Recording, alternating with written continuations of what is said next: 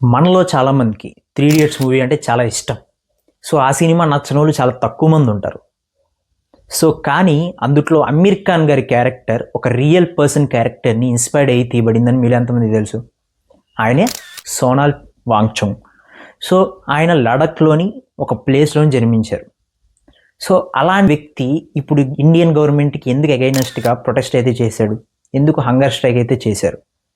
అవన్నీ తెలుసుకోవాలంటే ఈ వీడియో ఫుల్‌గా చూడండి. సో ఇప్పుడే కానీ మనం వీడియోస్ ఉంటే లైక్ చేయండి, షేర్ చేయండి, సబ్స్క్రైబ్ కూడా చేయండి, పక్కనే బెల్ ఐకాన్ కూడా అది కూడా క్లిక్ చేసి పెట్టుకోండి.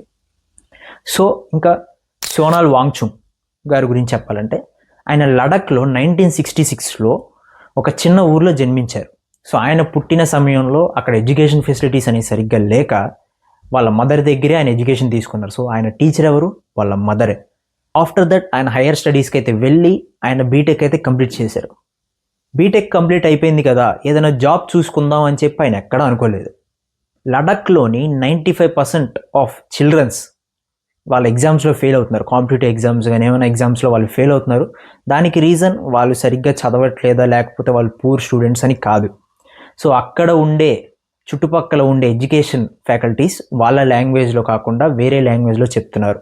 అది వాళ్ళకి అర్థం కాక వాళ్ళు ఫెయిల్ అవుతున్నారని చెప్పి గమనించారు సోనాల్ వాంగ్‌చుక్ గారు. సో దాని తర్వాత అవన్నీ మారాలి అని చెప్పి ఆయన సెక్మోల్ అని చెప్పి స్కూల్ అయితే స్టార్ట్ చేశారనమాట.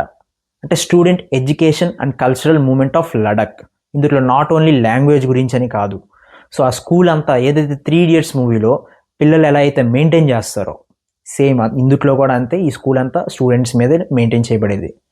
So this is the first solar school in India అనమాట.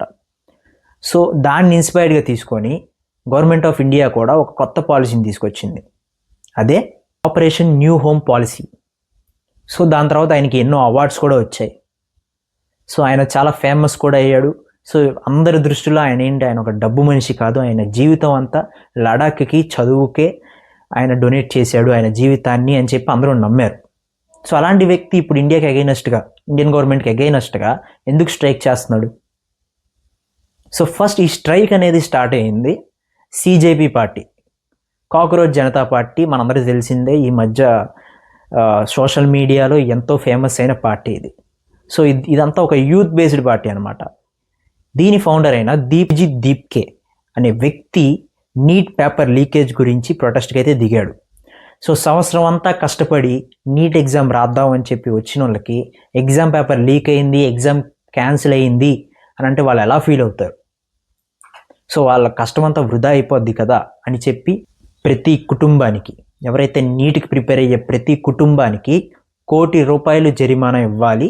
అండ్ అక్కడ ఉన్న union education minister Dharmendra Pradhan గారు కూడా రిజైన్ చేయాలి ఆయన పోస్ట్ని అని చెప్పి ప్రొటెస్ట్ దిగారు. దీంట్లో కూడా సోనాల్ వాంగ్‌చుక్ గారు అయితే దిగారనమాట. కానీ కేవలం ఆయన నీట్ పేపర్ లీకేజ్ గురించే కాదు, ఇంకొక విషయం కూడా ఆయన ప్రొటెస్ట్ దిగారు. సో మనందరికీ తెలిసిందే 2019లో జమ్మూ అండ్ కాశ్మీర్ రీఆర్గనైజ్ అయ్యి లడఖ్ అనేది ఒక సపరేట్ యూనియన్ టెరిటరీ కింద మారింది.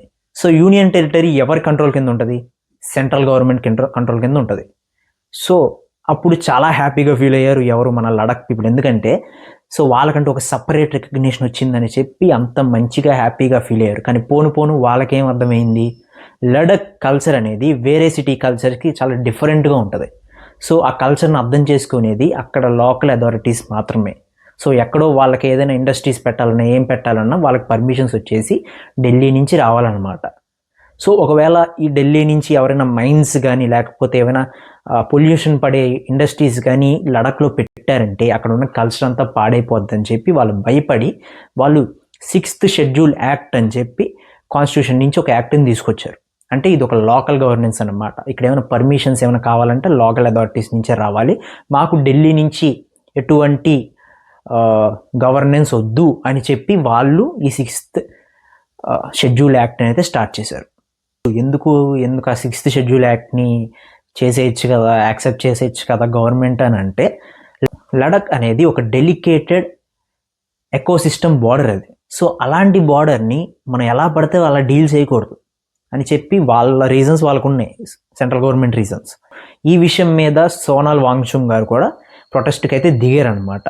సో ఆయన చాలా రోజుల వరకు హంగర్ స్ట్రైక్ చేశారు, మినిమం 17 to 18 days వరకు హంగర్ స్ట్రైక్ చేశారు. దానికి ఆయన రీసెంట్గా అయితే హాస్పిటల్కి తీసుకెళ్లారు. సో దాని తర్వాత ఈ ప్రొటెస్ట్ కోసం అని చెప్పి చాలామంది ఆయన్ని సపోర్ట్ చేయడానికి వచ్చారు. లైక్ ఆయన్ని చాలామంది సపోర్ట్ చేయడానికి వచ్చారు. ఫర్ ఎగ్జాంపుల్ చూడాలంటే ప్రకాష్ రాజ్ గారు అండ్ ఢిల్లీ సీఎం కేజ్రీవాల్ గారు, వీళ్ళందరూ ఇంకొంతమంది సెలబ్రిటీస్ కూడా ఆయన్ని సపోర్ట్ చేయడానికి వచ్చారు.